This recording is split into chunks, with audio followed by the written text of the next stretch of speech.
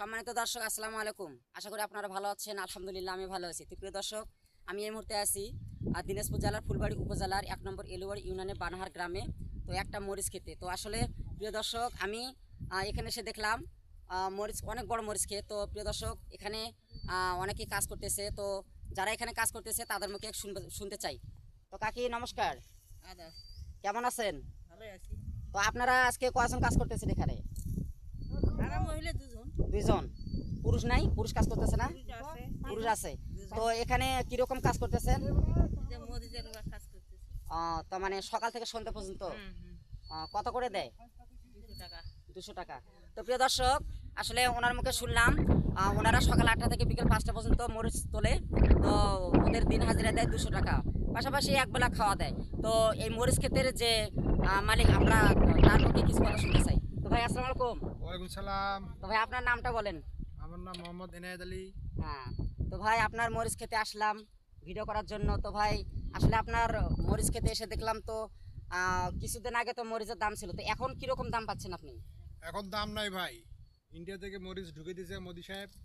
এই মোদি সাহেব আমাদের মরিচের দাম ফেলে দিল। আচ্ছা আচ্ছা। আমরা কিছুদিন আগে 250, 300, 350 পর্যন্ত কেজি পাইছিলাম। এখন আমরা পাচ্ছি 60, 70, 80, প্রায় 100 টাকার মতো। এই টাকাতে আমাদের লেবারে বিলে উঠতেছে না।